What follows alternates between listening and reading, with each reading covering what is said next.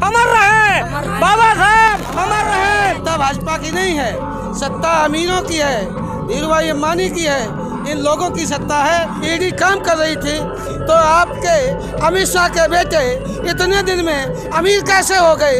MP का काम तनख्वाह से चलता है, विधायक का काम तनख्वाह चलता है, कलेक्टर का काम तनख्वाह चलता है, तो अब देश में वोट डालने वालों का भी काम तनख्वाह से चलेगा। पत्रकार सही बात लिखने की नौबत आ जाती है तो उनके खिलाफ छापा मारा जाता है।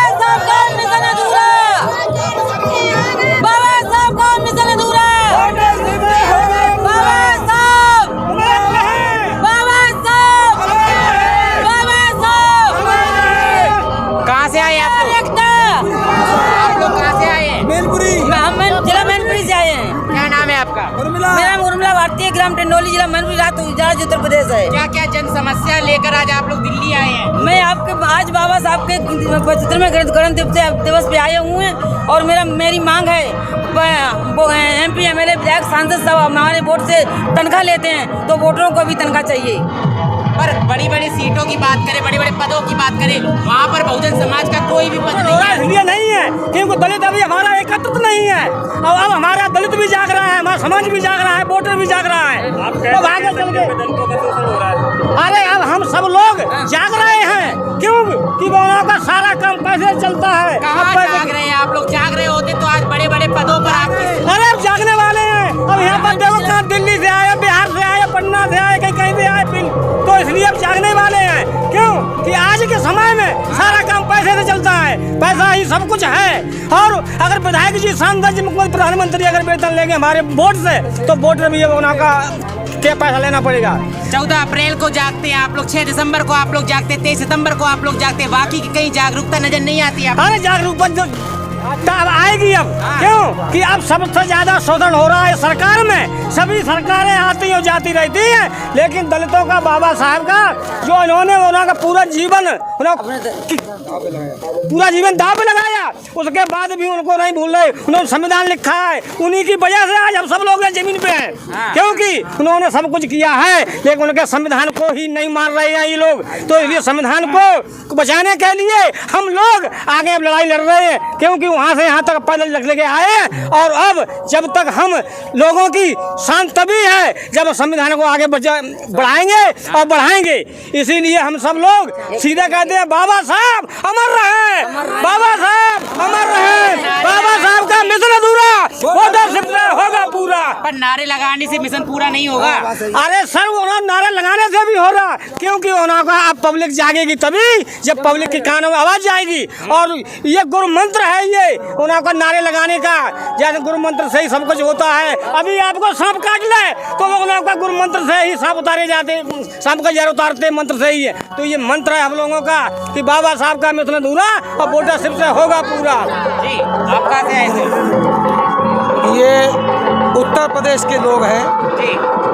और इस वक्त उत्तर प्रदेश से ये बड़े तेजी से आवाज़ उठ गई है। बड़ा झगड़ा है इस देश में। आज सत्ता अमीरों की है, लोग कहते हैं सत्ता भाजपा की है, सत्ता भाजपा की नहीं है, सत्ता अमीरों की है, धीरूभाई अंबानी की है, इन लोगों की सत्ता है। और सत्ता के इशारे पर ईडी काम कर रहा है। हम ईडी से सरकार से पूछ रहे हैं कि अगर आपकी ईडी काम कर रही थी तो आपके अमित शाह के बेटे इतने दिन में अमीर कैसे हो गए? इस ईडी ने इनकी जांच क्यों नहीं की? ये धीरूभाई अंबानी की जांच क्यों नहीं की? नेताओं की जांच होती है तो अमीरों की भी जांच होनी चाहिए। देश की सेवा करते हैं वो। वो देश की सेवा करते हैं कि देश के गरीबों का पैसा छीन करके अपनी कोठी में लगाते हैं। वो अगर कानून का शिकंजा कस जाए, आज तय हो जाए, जब बूम सीलिंग एक्ट की कानून संसद में बनी है, डस्ट सीलिंग एक्ट की कानून संसद में बन जाए, बूम सीलिंग एक्ट की कानून संसद में बनी है, डस्ट सीलिंग एक्ट की कानून बन जाए, तो ऐसे लोग जो है कल से झाड़ू लगाते हुए नजर आएंगे, धान काटते हुए नजर आएंगे। ये लोगों की, गरीबों की डकैती होती है, इनकम टैक्स की चोरी होती है, यहाँ कोई अपनी मेहनत से नहीं बना है। इसलिए संसद की प्रस्ताव चला गया है कि इस देश में एमपी का काम तनख्वाह से चलता है, विधायक का काम तनख्वाह चलता है, कलेक्टर का काम तनख्वाह चलता है, तो अब देश में वोट डालने वालों का भी काम तनख्वाह से चलेगा। ये बात संसद में गई है, 2005 में गई है, मीडिया ने इसको लिखा नहीं है। क्यों नहीं लिखा है? कि ये जितना तंत्र है, ये तंत्र है, ये खरबपति का तंत्र है। खरबपति का तंत्र इसलिए है कि आज तक भारत में एक भी पार्टी, चाहे कांग्रेस पार्टी 60 साल सत्ता में रही हो, लेकिन कांग्रेस के पास एक भी चैनल नहीं है, बीजेपी के पास एक भी चैनल नहीं है, बसपा के पास एक भी चैनल नहीं है, मुलायम सिंह के पास एक भी चैनल नहीं है, महात्माओं के पास चैनल है, बाबा रामदेव के पास चैनल है। जो यहाँ के महात्मा हैं, जो अपना कुर्ता पहन के दूसरों की रोटी में भिक्षा पे आधारित रहते हैं, उनके पास चैनल है, उनका चैनल नहीं है। ये खरबपतियों का पैसा लगा है, उससे चैनल चलता है।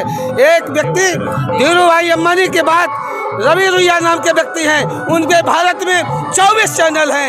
एक आदमी साइकिल नहीं कसा पाता है, एक आदमी कपड़ा नहीं पहन पाता है, और एक व्यक्ति 24 चैनल भारत में है। और सीबीआई एजेंसी यहाँ जाके छापा मार रही है। जब पत्रकारों का मामला आता है, अगर कोई पत्रकार सही बात लिखने की नौबत आ जाती है, तो उनके खिलाफ छापा मारा जाता है, ईडी आके खड़ी हो जाती है। मैं कहता हूँ कि ईडी ये टैक्स के पैसे से तनख्वाह लेती है, और ईडी अगर प्रधानमंत्री के काम से, प्रधानमंत्री के कहने से काम करती है, तो प्रधानमंत्री की खेती बेच के तनख्वाह ले और जनता के टैक्स का पैसा न ले। प्रधानमंत्री भी तो अब अंबेडकर साहब की बात करने लगे, बाबा साहब की बात करने लगे हैं। अब तो किताब भी आ गई है, मोदी और अंबेडकर।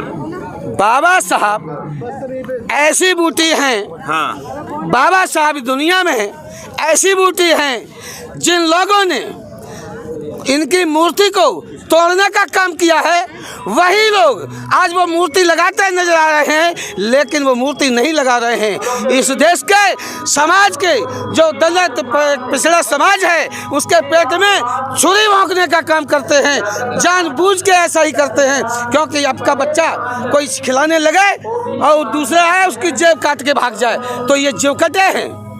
ये बाबा साहब का नाम लेकर के, मूर्ति लगा करके, उनकी बात करके, संविधान की धज्जियां उड़ा करके आज कानून का राज नहीं चल रहा है, यहाँ पूंजीपति का राज चल रहा है। पूंजीपति का राज चल रहा है। संसद में आप लोगों को पता हो या ना हो, 2005 में संसद में बात गई है। भरत गांधी नाम के व्यक्ति ने भारत की संसद में लिख के दिया, एक प्रस्ताव लिखा गया कि इस देश में एमपी का काम तनख्वाह से चलेगा, विधायक का काम तनख्वाह चलेगा, मुख्यमंत्री का काम तनख्वाह चलेगा, कलेक्टर का काम तनख्वाह चलेगा। तो ये वोटर तुम्हारे बाप का नौकर नहीं है, वोटर का भी काम पैसे से चलेगा, पैसे से चलेगा। आज मीडिया पूरे देश में मोहताज है। अगर मीडिया को भी ये वोट डालने का पैसा 8,000 रुपया, आपके घर में 5 वोट हैं, 40,000 रुपया मिलना शुरू हो जाए, और चैनल का मालिक कहे कि जो हम चाहेंगे वो छपेगा, आप चैनल को उठा के फेंक देंगे, ले जा चैनल, तुम चलाओ, तुम्हारे बाप चलाए, हमने तुम्हारे चैनल चलाने का ठेका नहीं लिया है। तो वोट देने का पैसा मिलना चाहिए। वोट देने का पैसा नहीं, आपको पता नहीं है। क्या कहना चाह रहे हैं, थोड़े साफ बताइए। साहब ये है, संसद में हाँ, एक प्रस्ताव गया है 2005 में। हाँ, भरत गांधी जी ने प्रस्ताव लिखा। हाँ। उस लिखे हुए प्रस्ताव पर 54 सांसद बीजेपी के, 8 सांसद बीएसपी के, 8 सांसद कांग्रेस के, 19 सांसद समाजवादी पार्टी के, 4 सांसद लालू प्रसाद पार्टी के, 2 सांसद मुस्लिम लीग के, कुल मिला के 112 लोकसभा के, 25 राज्यसभा के सांसदों ने लिख के दे दिया कि अगर इस देश में लोकतंत्र चलाने वालों को, कार्यपालिका, न्यायपालिका, विधायिका को सरकार के खजाने से पैसा मिलेगा, तो अब वोट डालने वालों को भी पैसा मिलेगा। वोटर मालिक है, ये सब के सब नौकर हैं। वोटर मालिक है, ये सब नौकर हैं। नौकरों से हिसाब होना चाहिए। भाई भाई से हिसाब लेता है, बाप बेटे से हिसाब लेता है, पति पत्नी से हिसाब लेते हैं। तो MP MLA प्रधानमंत्री से भी अब हिसाब होना चाहिए। ये बात पार्लियामेंट में शुरू हो गई है, लेकिन टेलीविज़न बताने का काम नहीं करता है। होम सीलिंग एक्ट की तर्ज पर धन सीलिंग एक्ट की कानून बनाई जाएगी और गरीबों का पैसा गरीबों का घर भिजवाने का धन्यवाद।